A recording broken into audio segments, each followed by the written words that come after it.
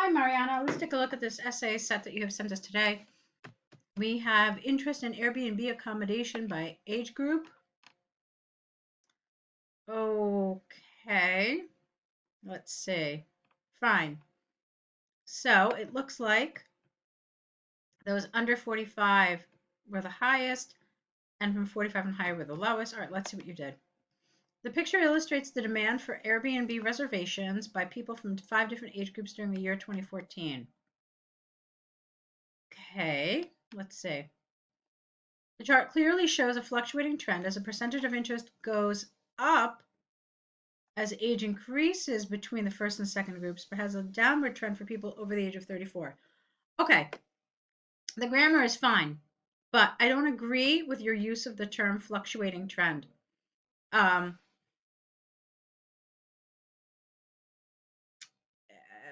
How can I explain this? So there are certain vocabulary words that are associated with IELTS, but they're not used in every type of IELTS task 1. So words like fluctuate, increase, fell, dropped, and so forth. These are appropriate when you have a dynamic chart. However, they are not appropriate if you have a static chart. And that's what you have here. Now, why do I call it a static chart?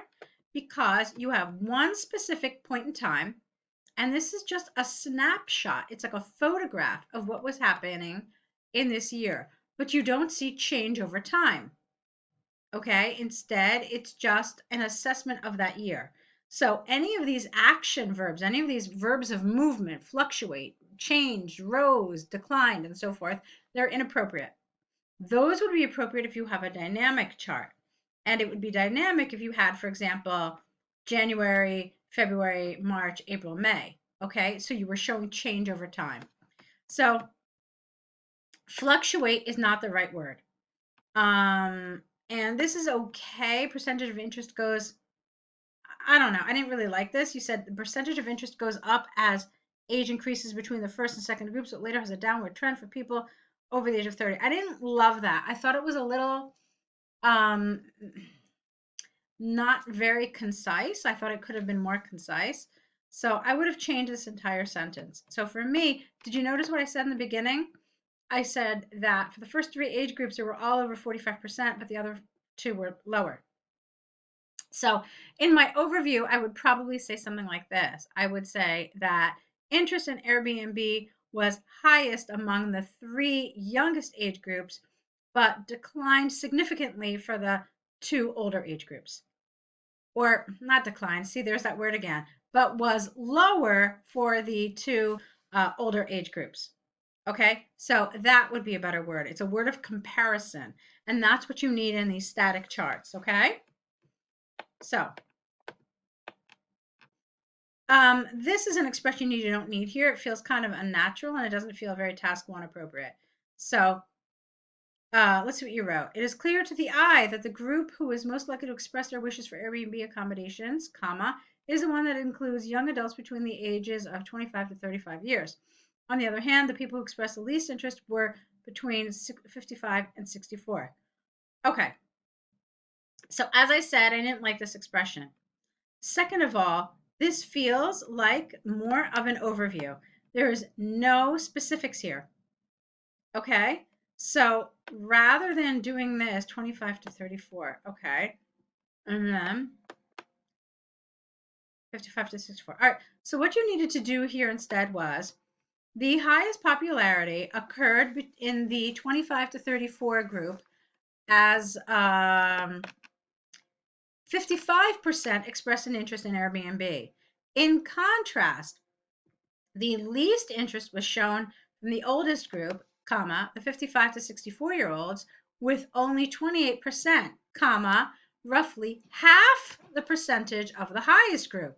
You see that? So you're making a nice comparison that this is basically double this, okay?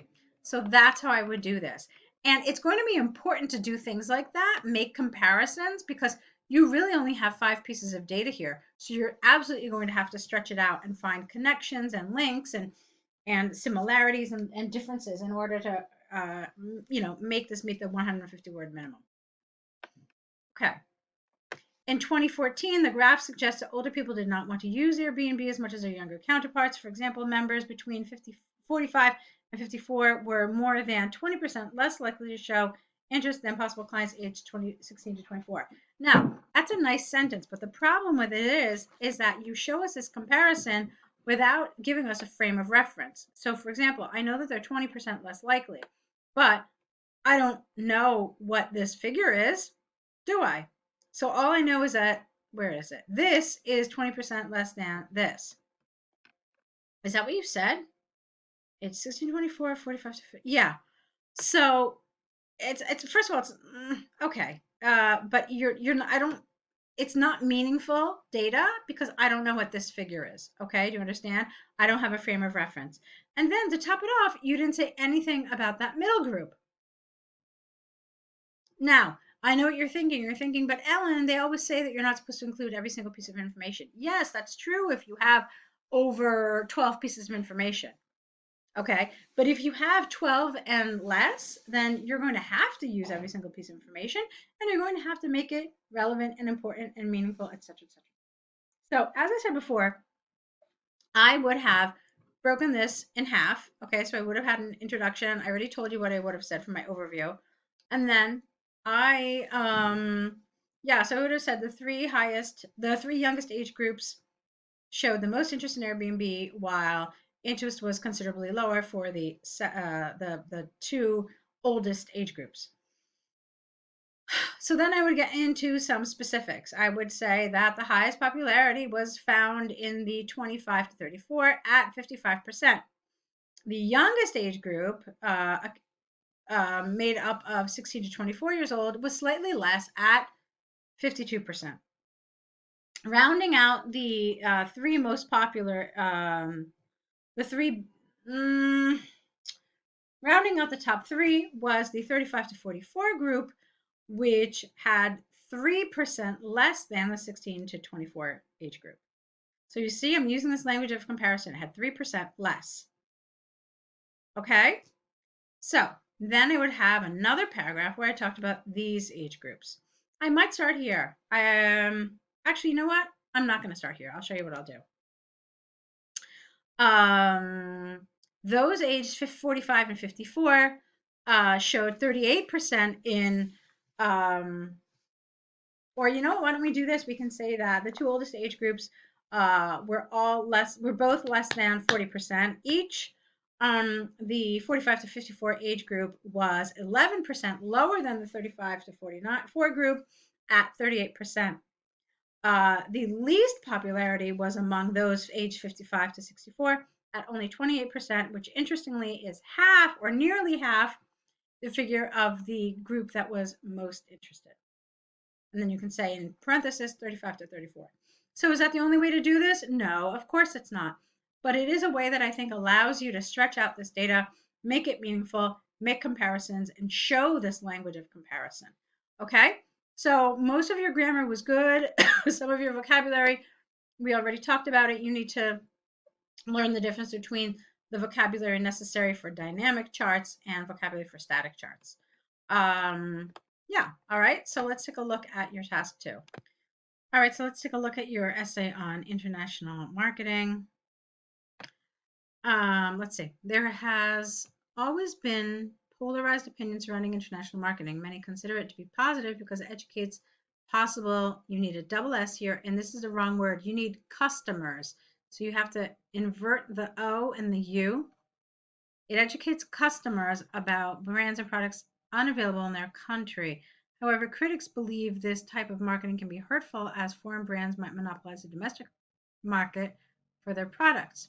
In my opinion, the effects of global promotion of brands are mostly negative due to the high risks they bring to the nation's economy. Okay, this is good. You don't have to write quite so much. And the reason I say that is because look at your body paragraphs. Your introduction and your body paragraphs are pretty much the same size. So what I would prefer you do is that you spend less time on your introduction. Essentially, what's really important in the introduction is like a restatement of the topic and then giving your opinion. That's really it. No more. So I think you could have left some of this out. Okay. Also, I didn't understand. You said it educates customers about brands and products unavailable in their country. Well, the whole point is that when you're trying to introduce a product or service into a country, you then use international marketing. Okay. So I didn't really understand that. Presumably the product is or is going to be in that market. So okay. The promotion of foreign brands into new countries can positively impact prospective consumers, sorry. By introducing new products through propaganda, people are likely to learn of different goods that can improve their quality of life. Thus, costumers, again you wrote it, it should be customers, will be more tempted to ask for improvements in the design and production of national companies. Additionally, domestic producers will be aware of new possible competitors, which will lead them to fabricate quality items. Okay, so a couple of things I saw here, a few things actually. Spelling, okay. Let's see. So, and vocabulary. I didn't like propaganda. It's the wrong word. And then of course we talked about it's not costumers, but it's customers. And this didn't make sense to me. Improvements in the design and production of national companies. It's not the national companies that need improvement, but the products of these domestic companies, not national. Okay. And then additionally needs two D's. Here you use domestic. That's good. Or you could have said local companies even. Okay. Um, and fabricate for me felt like the wrong word, which will lead them to produce quality items, or will lead them to improve items, or increase or improve the quality of their products. So something like that. Just some changes in the vocabulary here. Okay, now let's look at this paragraph a little more in terms of the task achievement. Were you saying what you're supposed to talk about? So, a necessary and economical form of education spreads ideas, language, and culture. You said that they learn of different products and that improves their quality of life. Okay, so education. And they will be tempted to ask for improvements. I don't see how that covers any of these sections. And then they will be aware of new competitors. So this will, okay, so education and ideas maybe. But there's nothing about language, nothing about culture. Another thing that I saw here is that it really reads like a list. So let me show you what I mean. Imagine that you had a title of this list and it was called How International Marketing Can Improve Domestic Markets. 1, but customers are likely to learn about different goods that will improve their life. 2, they will ask for improvements in domestic products. 3, producers will need to improve quality in order to remain competitive. So what you have here really reads like a list. What you didn't do was you didn't support any of these ideas. You gave me ideas, but you didn't support them. So what I would like to see you do is get rid of one of these, because 3 is really too many, but stick to 2 of these ideas and develop them. Okay, so here when you talked about different goods that can improve the quality of life. Oh, really? Like what? Okay, maybe you can come up with an example from your country. Maybe you can say, for example, oh gosh, I don't know. When XYZ company began marketing their running sneakers to people in, I don't care, I don't know, any country, geez, Korea, China, Japan, India, whoever, it was shown that more people in that country were receptive to running, and the health of the company improved. Okay, it's just an example. Okay, but this is what we mean by support. You have to back it up. You have to give an explanation, some sort of example, or like some sort of even definition of what it is you're talking about. And you have to do it for each of your ideas. So as you can see before with my little example, this really felt like a list and definitely not a paragraph. So that's going to affect coherence and cohesion, but it's also going to affect task achievement for sure. All right, let's keep going. In order to have a balanced opinion about global promotion, it's important to note that it has negative effects. I would have said it also has negative effects. The introduction of brands can secure them of a loyal base of costumers. I don't understand that sentence. Who will choose goods from these big companies instead of their local enterprises. Why? This can lead to a decrease in the profits of domestic businesses, causing them to close their doors forever. Okay, business has one S here and then two S's at the end. Thus, the nation's market will end up composed of only foreign brands. Where is the idea of invasion and intrusion? Okay, could you talk about anything else? Could you have said anything more about this? Who feels like this is invasive? Who feels like this is intrusive? Only the domestic companies? What about the people who are being marketed to? Okay, so if you are a big fan of a domestic product in your country and all of a sudden you feel like a big international conglomerate is trying to market its product all the time and it's on the radio, on TV, on the internet, would you feel maybe that this was invasive? All right. Would you feel that maybe it was a little annoying and intrusive? You know, you're like, hey, we have a great product in our country. This is exactly the same thing. Okay. So remember, you have to, when you're writing, you have to refer repeatedly to the task to make sure that you are staying on topic and you are using these ideas and these concepts that they have introduced. So, yes, you did talk about some of the negative aspects of international marketing, but your examples didn't really feel invasive or intrusive. Do you understand what I mean? So, again, in terms of task achievement, for me, it needed a little more.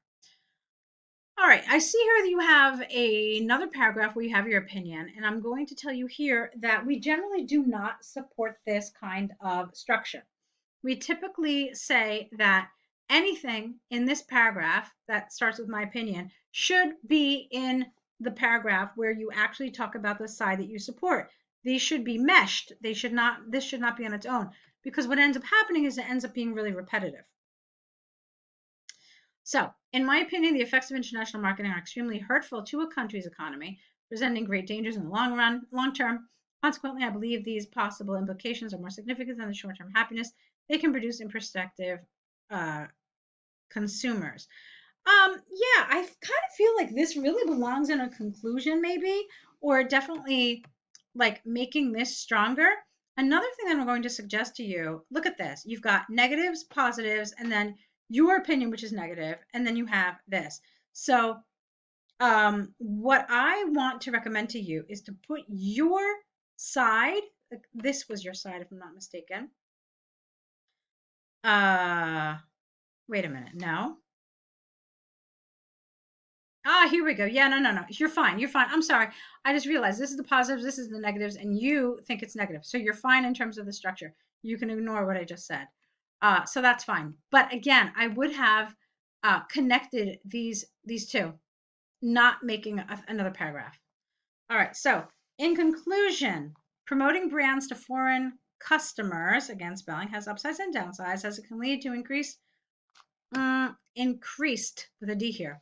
Competition leading to happier buyers, but it will negatively impact foreign markets. Okay, that's fine. So I'm seeing a lot of really good stuff here, but there are elements of your writing that definitely need improvement if you need one of those top band scores. Uh, it's yeah, I mean, particularly in terms of task achievement, I think I covered that a lot. In terms of the structure, I think I said already that it should be 4 paragraphs, not 5.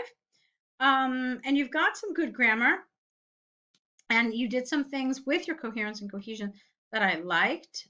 You used words like this, used, thus, additionally, so you had a nice variety. So that's good, but I want you to work on the structure, particularly in terms of supporting your response. Okay, so that's my feedback for this. You're going to get in the email links on how you can continue to work with us. If you found this feedback helpful, I definitely recommend that you sign up to one of the options to work with us, the online course or the essay correction packages, so that we can help you get to your IELTS goals. Okay, good luck to you.